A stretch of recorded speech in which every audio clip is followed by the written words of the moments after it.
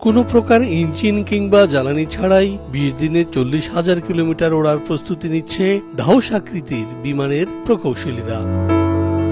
যে বিমানটি উড্ডয়ন কিংবা অবতরণে প্রয়োজন পড়বে না কোনো রানওয়ের, পৃথিবীর যে কোনো প্রান্তে যে কোনো জায়গায় নামতে কিংবা উঠতে পারবে সোলার এয়ারশিপ 1 নামের এই বিমানটি।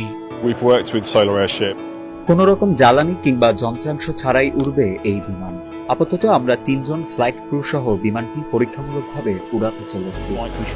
১৫১ মিটার দৈর্ঘ্যের এয়ারশিপটি শূন্য কার্বন নিঃসরণের লক্ষ্যে জীবাশ্ম জ্বালানি ছাড়াই কাজ করার জন্য ডিজাইন করা হয়েছে। বিমানটিতে রয়েছে ২ স্তর বিশিষ্ট কাঠামো, যা বাহ্যিক চাপকে স্থিতিশীল করে এবং অভ্যন্তরীণ তাপমাত্রা নিয়ন্ত্রণ করে। বিভিন্ন আবহাওয়ায় চলতে সক্ষম এই বিমান। এই বিমানের উপরিভাগে রয়েছে সৌর প্যানেলের স্তর, যা বিমানের অভ্যন্তরে প্রয়োজনীয় বিদ্যুৎ সরবরাহ করবে।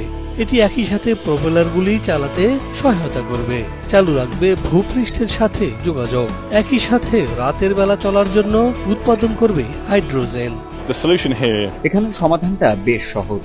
এটি বৈদ্যুতিক শক্তি, তবে তাকে এমন একটি স্কেলে প্রয়োগ করা হচ্ছে যাতে অনায়াসে ৪০,০০০ কিলোমিটার উড্ডয়ন করা যায়। এটি সৌর প্যানেলের একটি স্তর দিয়ে প্রলেপ দেওয়া একটি পরীক্ষামূলক এয়ারশিপ, যা রাত দিন বিরতিহীনভাবে বিশ্বজুড়ে উড়ে যাবে এবং অন্ধকারে চলার জন্য হাইড্রোজেন তৈরি করতে পারবে। Be zero harm wherever they go.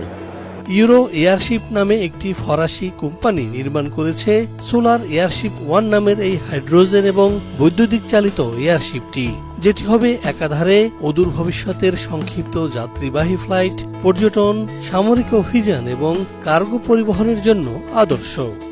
যেমনটি বলছিলেন বিমানটির প্রকৌশলী মাইক ডোয়ার ক্যাপজিমেনি। Helium powered. এটি আমাদের ভবিষ্যতের জন্য একটি নতুন ভাবনা। অতীতে আমাদের যেমন জাহাজ ছিল, ঠিক তেমন করে ডিজাইন করা হয়েছে বিমানটি। এটি একটি চ্যালেঞ্জ।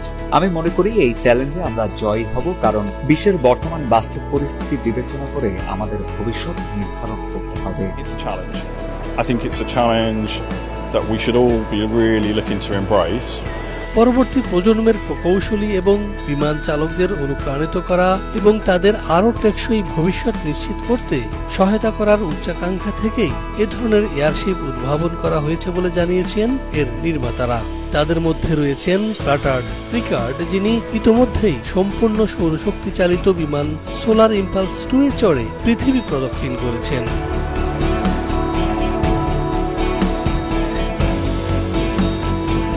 সোলার এয়ারশিপ 1 এর উদ্বোধনী ফ্লাইটটি আগামী ২০২৬ সালে চালু হবে বলে জানিয়েছেন এর নির্মাতা প্রতিষ্ঠান ইউরো এয়ারশিপ।